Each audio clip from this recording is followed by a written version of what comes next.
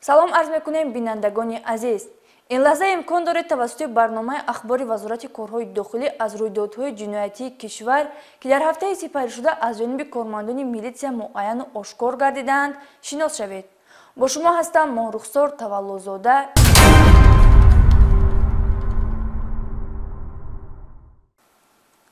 дар толори суди шаҳри душанбе мурофиаи судии судшаванда ки дар содир кардани ҷинояти одамкушию роҳзанӣ айбдор гардида буд ба анҷом расид. суд бо назардошти ҳолатҳои сабуккунанда ва вазнинкунанда кирдор нисбати айбдоршаванда ҷазо дар намуди маҳрум сохтан аз озодӣ ба муҳлати тӯлонӣ таъин намуд. гузориш дар ин хусус. санаи 6 феврали соли ҷорӣ аз кӯчаи қаҳоров соҳили дарёи душанбе ҷисми беҷони ҷавони тахминан 25 сола ёфта шуд. дар натиҷаи санҷиш муайян гардид ки ин нафар шарванд саидов бахтиёр самадович санаи таваллудаш 3 майи 1993 сокини ноҳияи рӯдакӣ мебошад. бо мақсади ошкор ва дастгир намудани нафари гумонбар аз ҷониби гурӯҳи фаврии тафтишотии кормандони мақомоти милитсияи пойтахт як қатор чорабиниҳои оперативӣ ҷустуҷӯӣ гузаронда шуда бо гузашти ҳамагии чанд рӯз ин ҷинояти сарбаста ошкор ва шаҳрванд Аҳдӣ Саидхон санаи таваллудаш 6 июни 1993 сокини ноҳияи Муъминобод деҳаи Сангдара ҳамчун гумонбар дастгир карда шуд. вобаста ба ҷинояти махсусан вазнини одамкушӣ ки аз ҷониби кормандони мақомоти милитсияи пойтахт ошкор гардида буд, ҳафтаи равон мурофиаи судӣ вобаста ба парвандаи ҷиноятӣ дар суди шаҳри Душанбе доир гашт. суд нисбати гумонбаршаванда Аҳдӣ Саидхон чунин ҳукм кард.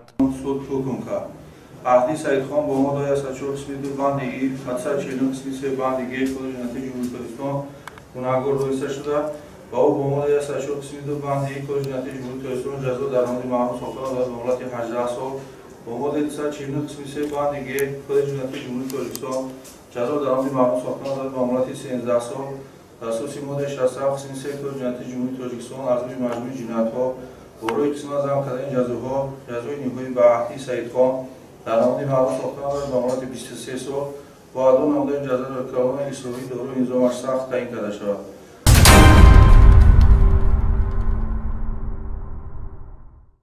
мусодираи маводи мухаддир ва барҳам задани нақшаҳои нашъаҷалобон ҷомеаро аз таҳдидҳои зиёновар ба ҳаёту саломатӣ ҳифз менамояд.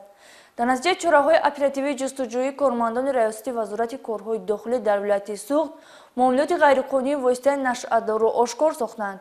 Акбар Шарифи оиди мусодираи наздик ба 4 килограмм маводи заҳрогин гузориш омода кардааст. кормандони шӯъбаи кофтукови ҷиноятии раёсати вазорати корҳои дохилии вилояти Суғд бо доир намудани маҷмӯи чорабинҳои оперативии ҷустуҷӯӣ чеҳраи боз як нашъаҷалоби ашадиро ошкор сохта аз оқибати зараровари воситаи нашъадор ҷомеаро ҳифз намуданд. шаҳрванд Халилов Сайфулло Мирбобоевич соли таваллудаш 1969 истиқоматкунандаи шаҳри Истаравшан ки қаблан бо ҷурми муносибати ғайриқонунӣ бо воситаи нашъадор суд шудааст, ислоҳнашавандагиашро нишон дода такроран сарнавишти худро ба воситаи нашъадор пайваст. ин навбат дар ҳудуди ноҳияи Бобоҷон Ғафуров дар ҷараёни коркардҳои оперативӣ милитсия аз ном бурда 3 килои 794 грамм воситаи нашъадори намуди афён мусодира карда ба ҳаракатҳои ҷиноятиаш нуқта гузошт. ман соли 2013 бо моддаи 200 қисми 4 суд шудам. ҷазо гирифтам 14 сол 8 сол ишта бурондам.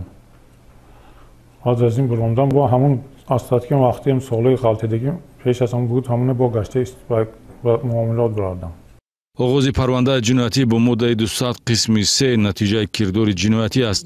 давоми моҳи март ва даҳаи аввали моҳи апрел марҳилае мебошад ки гумонбаршуда такроран ба нашъаҷалобӣ иқдом намудааст. дида ву дониста даст задан ба нашъаҷалобӣ Сайфулло Халиловро ки ба тозагӣ аз муҳити озод баҳравар гашта буд, боз ба маконе роҳнамоӣ мекунад ки барои ислоҳ шудан аз каҷрафторӣ пешбинӣ шудааст.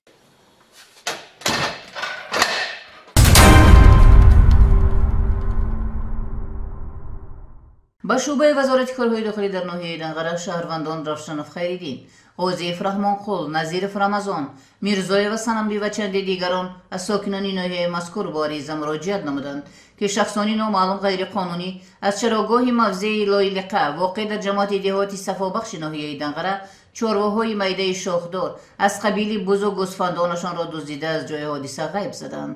گذراندن چاره‌بینی‌های فوری و جستجویی و فعالیت خوب و خدمت شبانه‌روزی کارمندان میلیسیای ناحیه دنقره امکان داد تا جنایت آشکار و گمانبری آن دستگیر کرده شود. این نفر نجمیدینов باباجان سال تولدش 1986 ساکن جماعت دهاتی صفابخش ناحیه مذکور می باشد.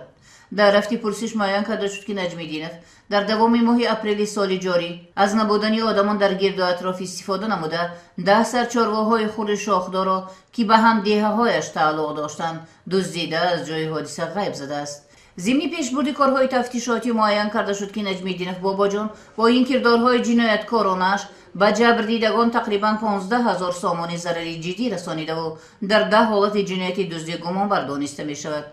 من چارواهای دزدیده‌ام رو به حساب‌های دنقره آورده داده مبلغ‌هایش رو به زندگیم صرف می‌کردم. عین زمان نام برده در حبس پیشکی قرار داشته نسبتش در شعبچه تفتیشاتی شعبه وزارت کارهای داخلی در ناحیه دنقره پرونده جنایتی با ماده 244 قسم 2 کودکس جنایتی جمهوری تاجیکستان آغاز گردیده تفتیشات ادامه دارد.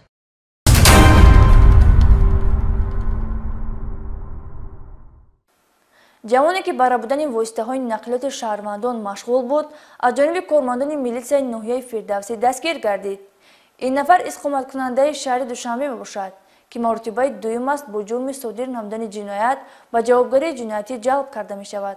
جوانی راهگم زده در صادر نمودن 2 لحظه غیرقانونی های کرده بردن واسطه نقلیات این نوبت گمانبر است. ادامه جنایت در گزارش همکارانمان. با مقصد چند لحظه اینا سوار автомашина شدند متاسفانه بعضی از نفرانی هستند که دست به جنایت میزنند. автомашина شهروندان را بدون اجازت صاحب ملک غیرقانونی اداره نموده نام خود را داغدار میسازند. از جمله در اساس مراجعت های شهروندان از جانب کارمندان میلیسیا شهروند دادربکوف محمد جان حسینویچ سنه تولدش 1996 استقامت کننده شهر دوشنبه کوچه عبدالرحمن جامی که قبلا 2 مرتبه برای صادر نمودن جنایت‌های دزدی سود شده است این دفعه برای غیرقانونی های کرده بردن واسطه نقلیات دستگیر کرده شد. نامبرده سنه 12 اپریل سال 2023 تقریبا ساعت 1:30 شب هنگامی در نزد بینای استقامتی واقع در کوچه فردوسی قرار داشتنش автомашина تمغه اوپل وکترا رقم‌های قید دولتیش 8737 RS01 که با یک نفر ساکن 20 ساله پایتخت تعلق دارد غیرقانونی های کرده برده است. ضمن پرسش معین کرده شد که دستگیر شده دادربکوف محمد جان برای اجرای این عملهای جنایتی خود با استفاده از قیچی предмети مخصوص مانند با کلید آماده ساخته به واسطه آن در واسطه نقلیات را گشوده به حرکت می درآورده است. اینچنین نامرده باز حرکت‌های جنایتکارانه خود را ادامه داده سنه 14 اپریل سال جاری تقریبا ساعت 2:20 شب از محله 64 ناحیه فردوسی автомашина تمغه کیا اپتیما رقم قید دولتیش 0107T05 که به شهروند رحیموف یاسین جان تعلق دارد با استفاده از предмети مخصوص آماده ساخته خود به حرکت درآورده اداره کرده برده است.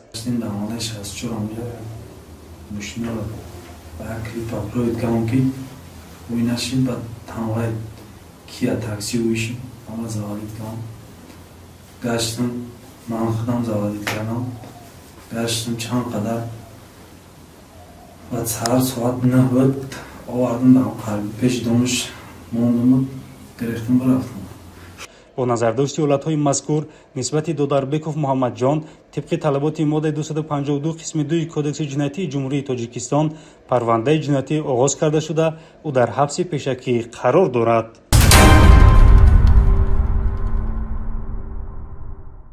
نوابسته از تاکیدهای همیشگی و اندیشیدن چاره‌های تاثیررسانی قانونی هنوز هستند برخی از جوانانی که نسبت زنان به احترامی ظاهر نموده با الفاظ قبیح شأن و شرف آنها را پست میزنند.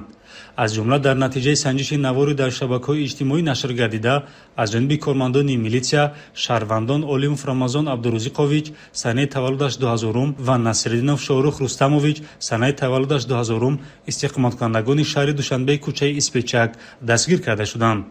نامبردگان سنه 27 اپریل سال جاری تخمینا ساعت 17 هنگامی در کوچه اسپچک قرار داشتند نسبت 2 نفر جوان دختران راهگذر مناسبت دغلانه نموده با الفاظ قبیح شأن و شرف آنها را پست و ترتیبات جمعیتی را دغلانه ویران کردند. навори мазкур дар шабакаҳои иҷтимоӣ вокунишҳои манфии шаҳрвандонро ба миён оварда аз мақомоти милитсия дархост намуданд то нисбати ҷавонони дағалгуфтор чораҳои таъсиррасони қонунӣ андешида шавад.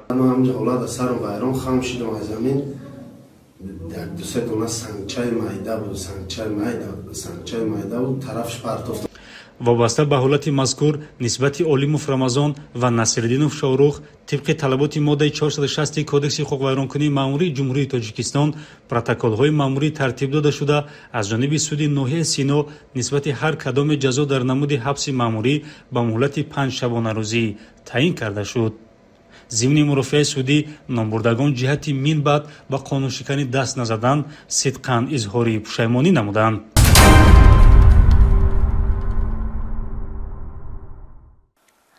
мутаассифона имрӯзҳо дар ҷомеа ҳастанд нафароне ки худро шахси диндор ва худотарс нишон дода мардумро ба доми фиреби худ мекашанд.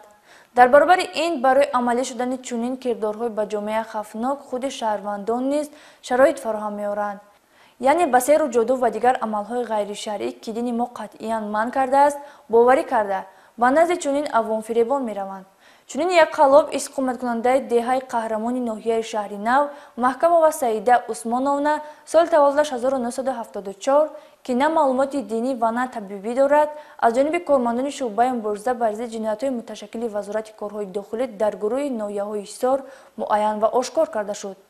чӣ тавре ки дар рафти тафтиш маълум гардид, бархе шаҳрвандон ҳатто барои оддитарин мушкилоташон ки худ низ метавонанд онро ҳал намоянд ба ӯ муроҷиат мекарданд. илова бар ин кормандони милитсия маълум намуданд ки номбурда аз корафтодагон корт, риштаҳои ранга, мӯи асп, қайчӣ ва латапураҳо барои кушодани мушкилоташон талаб карда кафолати осон шудани хоҷаташонро медодааст. нисбати шаҳрванд Маҳкамова Саида бо моддаи 482 кодекси ҳуқуқвайронкунии маъмурии Ҷумҳурии Тоҷикистон, яъне машғул шудан ба серу ҷоду ва фолбинӣ, протоколи ҳуқуқвайронкунии маъмурӣ тартиб дода шуда ба миқдори 40 нишондиҳанда, яъне 2720 сомонӣ ҷарима карда шуд.